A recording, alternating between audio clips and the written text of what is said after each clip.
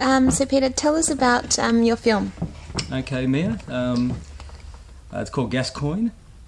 I wrote it because it's set on Lake George near Goulburn, and I grew up in Canberra.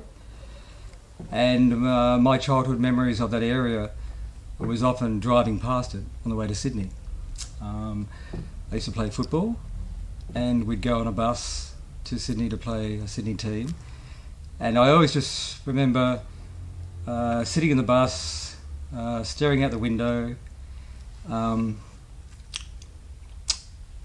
one year it would be full of water, and the next year it would be dry. So that was fascinating to me. And some mornings, the whole lake was shrouded in fog as well. So I suppose it was the first kind of landscape which really kind of captured me, because just of the openness. I mean, it's pretty vast, but it's like about 5 kilometres across, so it's not like hugely vast. But when you're a child, it strikes you. So I was doing a series of paintings based on memories again of Yass, which is a nearby town, and just looking at books and sort of working out sort of narratives in the paintings.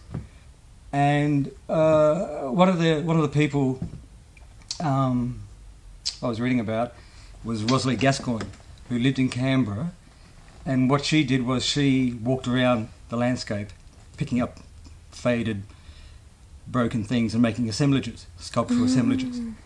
And I always followed her career, and she sort of was successful very late in life. So it's not a biopic of Rosalie Gascoigne, but it's kind of, in a funny way, a kind of a homage, because one of the characters is someone who makes sculptural assemblages from found things. Her son is a policeman in Goulburn, and he believes that she's missing out on the lake. So that's the setup. I see. Here. Yeah, that makes a lot of sense now. There was some beautiful imagery in it. Both Steve McLaren and I were captivated by the digging, the hands digging into the it was just beautiful. And also we liked the crow. What was the black crow, or how he would? I'll first talk about the hands digging into the dry bed. And we were very lucky because it rained about a year later, so it was quite full. But when we went out there, it was dry.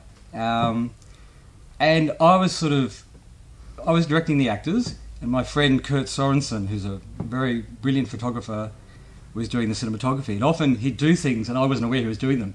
And until we saw until he showed me the sort of rough edit, he was doing. He got the scene with the kangaroos jumping up the hill. It's beautiful. And the sheep, the merino ram, running out of the frame. Now I didn't know he did that, and he forgot he'd actually done it as well. So all these little things he was doing. And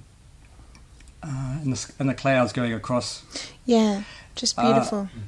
The second part, which was, what was the second part? The crow. Yes. Now the crow,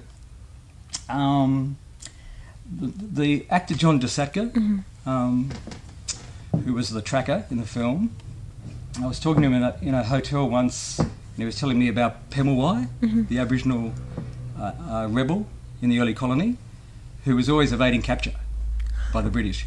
And they believed that he could turn into a crow. They could never catch him, and he'd just disappear. Oh, wow. And so he was telling me all this stuff. And out on Lake George, there's so many crows. We didn't actually film that. Real crows. That was a bit of a regret that I have. But so I had this thing with, was the tracker some, I didn't really, I'm quite happy that, you don't know whether the tracker's a real prisoner that the guy got, or what is it, part of his imagination. A figment of his imagination. That's what we thought at the end as well. Yeah, and I'm quite happy. I'm not really, I don't want to pin it down that much. And so, the crow was just an image which I wanted to end the film on. Because initially I thought the guy gets released. This is a bit of a plot spoiler. The guy gets released and just runs, with his freedom. But then I thought, if he's a crow man, he just casually, relaxedly walks off. So it's no big thing, you know. So I'm interested in my paintings. I'm interested in humans and animals and, you know, centaurs and you know, people with wings or horse-headed. So the painting and the filmmaking are quite complementary. I often get ideas when I'm doing a series of paintings. Ah, I see. And ripping off each other. Yeah. Yeah, they do. Yeah, and I don't really question it. I mean, I just get an idea and then I sort of build on it, take notes, read about the local area. And Kurt is very similar in his photographic practice. He takes nighttime landscape shots out in the country, and he'll research an area with maybe a story about bushrangers or some natural disaster. He'll go there, and then he'll film the sort of with available light at night time. So we work kind of well because we're both interested in the dark. He calls it the dark folk tales. You know, he'll research old newspapers, and then he'll try and imagine himself in the scene, and he shoots photographs very cinematically. Can I say one thing? There seemed to be sort of a hint. I think the soundtrack could have been a little bit more sparse to match the aridity of the land. I thought your cinematographer was a genius. Yeah. He caught the aridity of the soul of the person. He knew how to film this bleak beauty to the Australian landscape. But looking at the metaphysicality of woman, mother, with the main hero, the whole idea of Lake George being a mother, it brings forth water, growth, then takes it back. Did you see any metaphysical, was there any planned metaphysical link with that? No, not consciously. I was reading about the Kuris in that area, how they would travel across it and hold ceremonies on it, and that was, you know, just a motivation for me just to sort of be. And when you're out in the middle of that place, you know, it feels timeless. It doesn't feel scary. I feel really great when I'm out right at the middle. Because it's not that vast, you know, you can still see the edges of the hills, you know, and you know where you are. But it is a crazy place for weather. I mean, when, you know, we don't really touch it in the film, but I mentioned it, I think,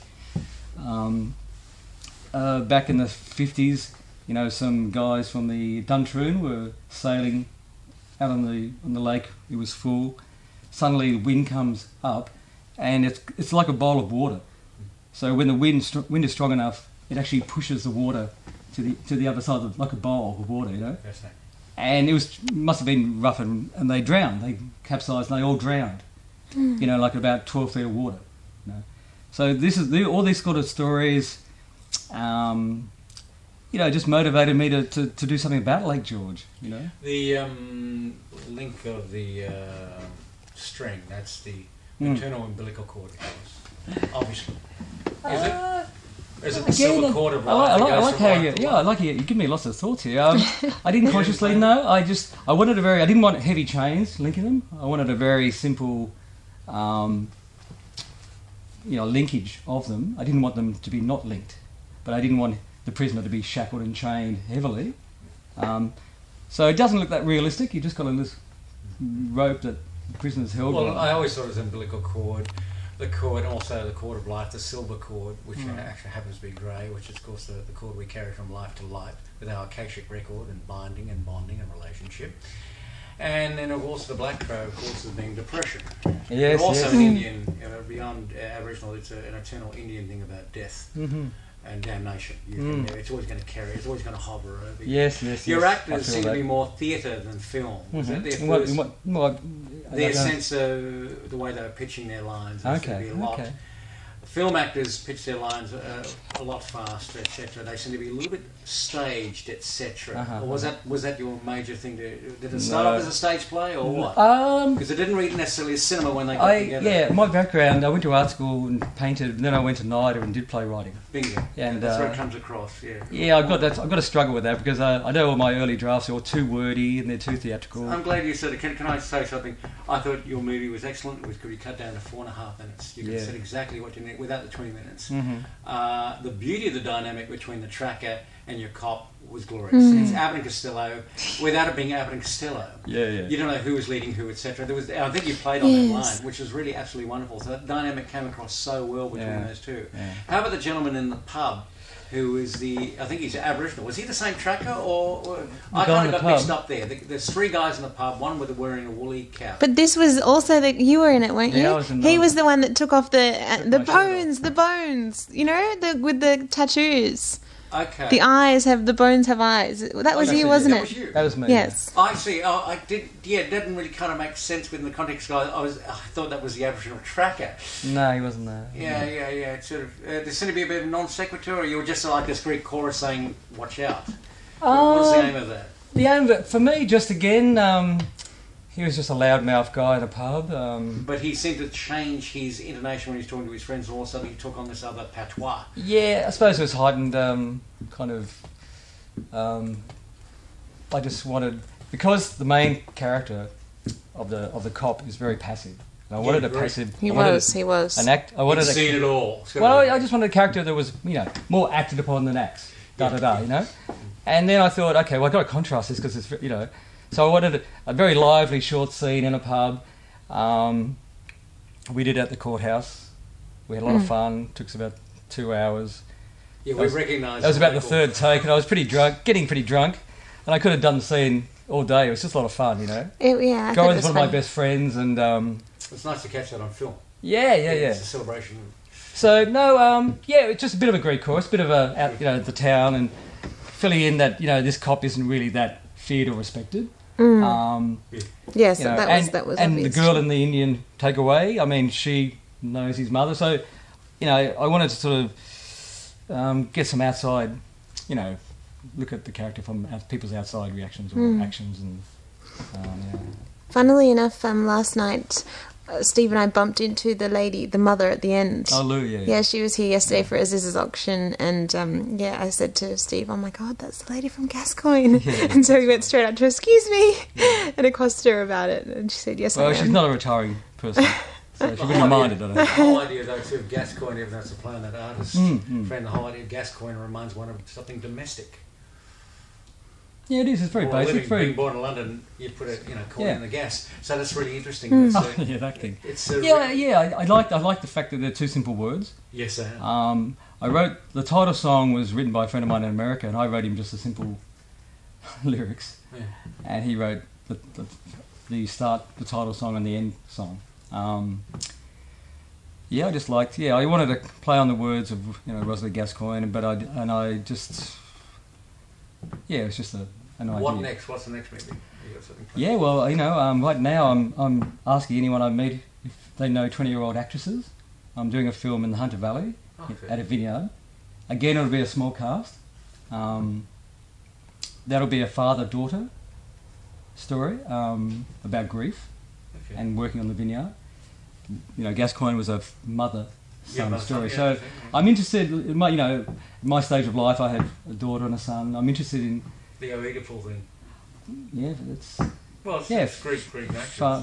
Parental relationships, children. Yeah. So other than an actress like that, what kind of other ways would you benefit from networking with a group of creatives, such as what we expect to be bringing? Oh well, look, lots of ways. I don't know how many film nights have you held, or how strong is the whole thing? We did one before this, and then before that, it's been going on for quite a while. But we're taking over and rebranding. Well, no, I like Tap. I've just discovered it. I mean, I've met JoJo and seen her band, and she's interested in making a music video. I mean, just meeting creative people and joining their projects or having them. That's pretty much it. I've got a cinematographer, which I always use. Yep. Got an assistant director, I always use. So I've got our team. I suppose casting actors. I've got a soundtrack guy. So it's really, I think every project for me will be just finding actors and So you've got the cinematographer as your Kurt will always work with me. He's Yeah, damn world class. yeah, he is. He's really. What else? Is he With people here, I'm an actor as well. I'm quite keen to be involved in any kind of shape, way, or form with things. So do you work on many commercial projects? No. I've just helped a friend of mine on a short film. He did it recently with a whole lot of people, very specific, very frame by frame, heavily storyboarded. No, I've just never. Have I ever been paid? I've acted in lots of things. I've done a lot of stage acting, but in sort of semi-professional, when I wasn't one of the guys getting the money, Yeah. But So you do it for the love. yeah, I do. That's awesome. Passion. It's great. It's great. Well, so what else has your cinematographer done? He's I'll give you his business card.